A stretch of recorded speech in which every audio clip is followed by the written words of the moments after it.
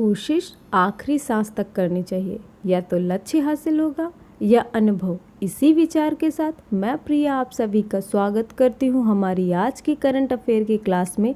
Video शुरू करने से पहले लाइक करें, शेयर करें और सब्सक्राइब करें। तो चलिए शुरू करते हैं।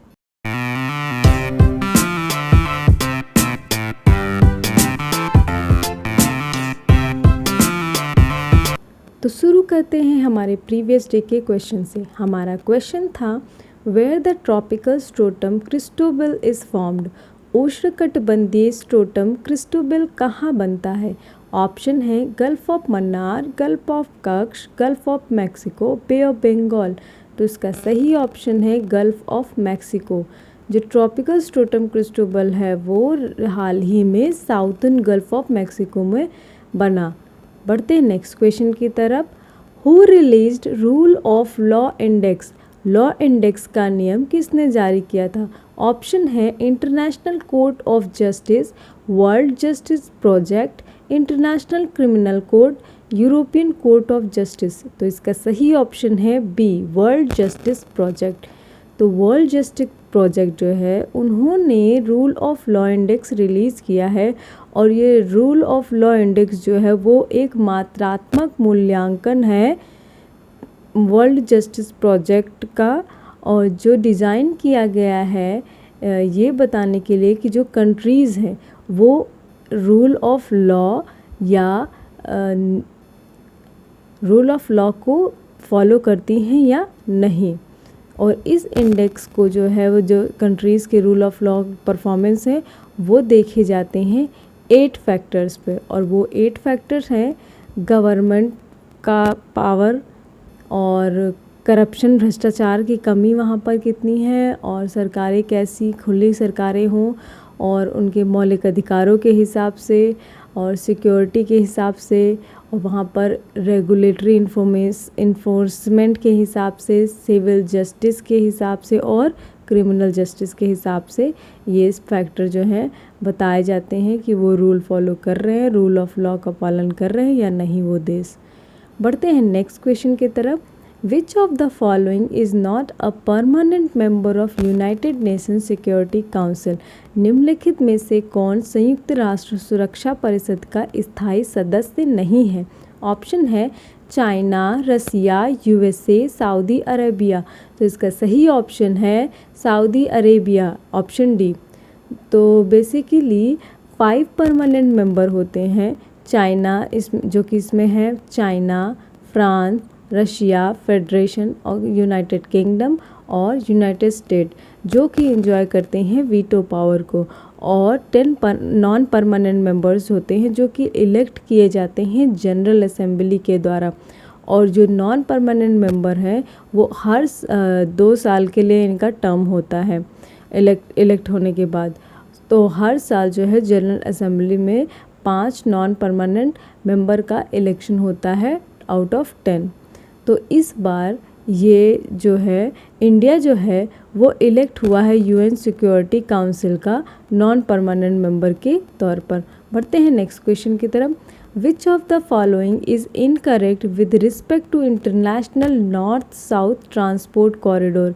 निम्नलिखित उत्तर दक्षिण परिवहन गलियारों के संबंध में निम्नलिखित में से कौन सा कथन गलत है?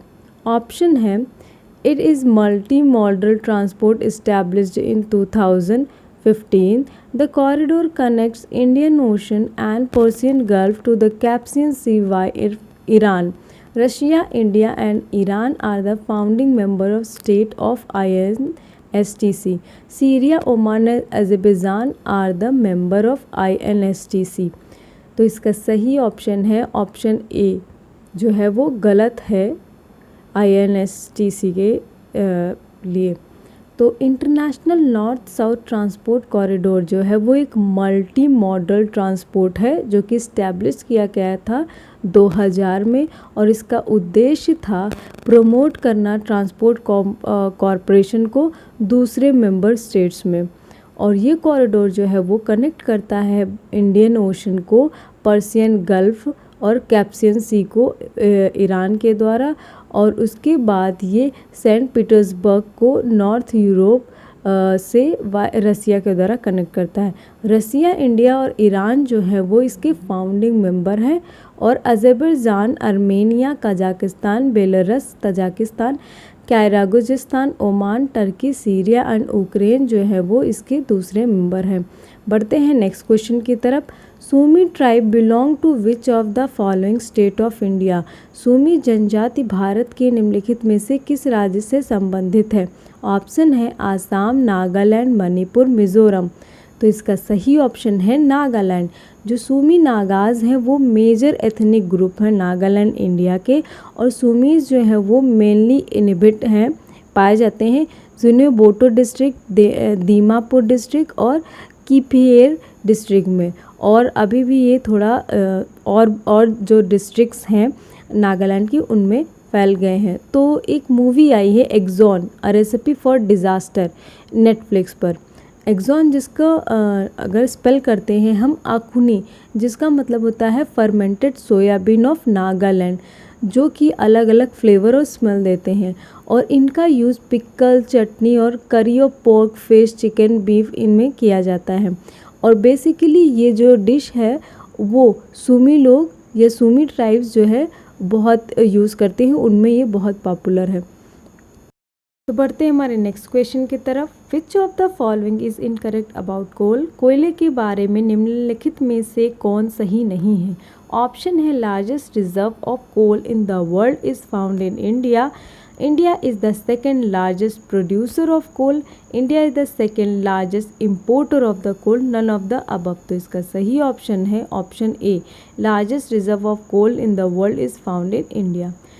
तो लार्जेस्ट रिजर्व ऑफ कोल जो है वो सबसे ज़्यादा जो कोयले का रिजर्व है वो यूएसए में है, और भारत जो है वो दूसरा सबसे बड़ा प्रोड्यूसर है कोल का, और दूसरा सबसे बड़ा इम्पोर्टर भी है कोल का। बढ़ते हैं हमारे आज के क्वेश्चन ऑफ द डे की तरफ, जो है हु लॉन्च्ड प्रधानमंत्री भारतीय जन औषधि परियोजना?